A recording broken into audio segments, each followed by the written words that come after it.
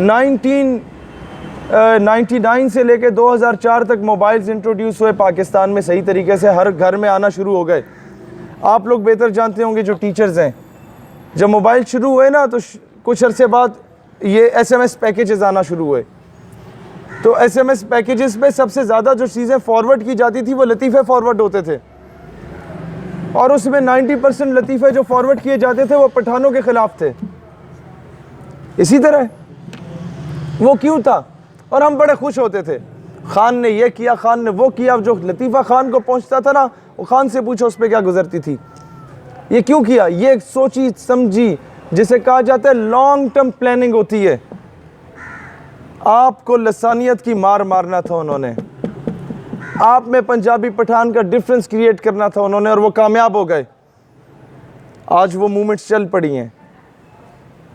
आपको पहले बलोच पंजाबी को लड़ाया, वहाँ का कि अलहदगी पसंद नारे लगाओ, फिर पश्तूनों को क्यों टारगेट बनाया?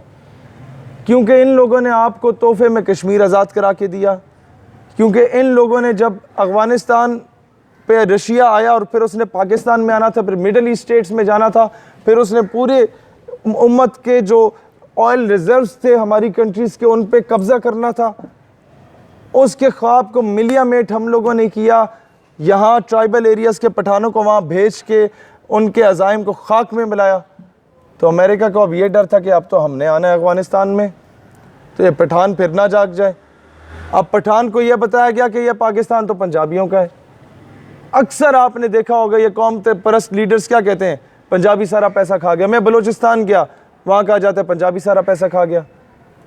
वहाँ कहीं ना कहीं कसूर किसी न किसी नवाब वडेरा का भी हो सकता है, लेकिन कहीं ना कहीं कसूर हमारा अपना भी है कि हमने लतीफ़े बनाए जनाब, हमने ऐसी चीज़ों को इनकरेज किया।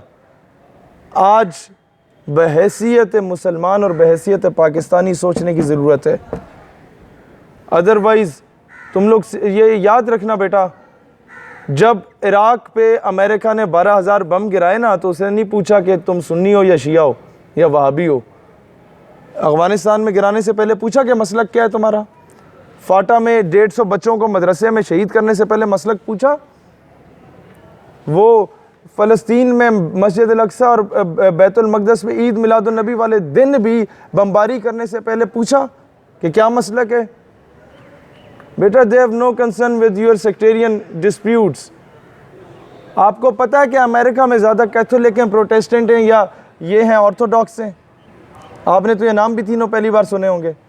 आपको पता है जिस तरह यहाँ सुन्नी शिया वहाबी हैं, इस तरह क्रिश्चियनिटी के ये 3 मकातब फ़िक्र हैं, कैथोलिक, प्रोटेस्टेंट एंड ऑर्थोडॉक्स। तीनों एक दूसरे को काफिर कहते हैं, ईसाई नहीं मानते। लेकिन आपने कभी कहा मैं कैथोलिक के ख़िलाफ़ जाके जंग लड़ रहा हूँ? जंगें जब भी हुई ईमान और कुफर के दरमियान में हुई। आपने सबको एक ही कैटेगरी में समझा। तो आप कैसे ये मान रहे हैं कि जी उन्होंने आपको एक कैटेगरी में नहीं समझा, उन्होंने आपको सिर्फ शिया को मारा या सुन्नी को मारा? याद रखना, आज आप मीडिया पे देखते हैं कि इज़राइल के हक़ में बातें होना शुरू हो गई कि इज़राइल को तस्लीम कर लो, और कहा जाता है जो बम हुआ बेशक साथ वाले मोहल्ले से भी पटाखा बजा, अफ़गानिस्तान या ईरान या सऊदी स्पॉन्सर्ड। क्यों?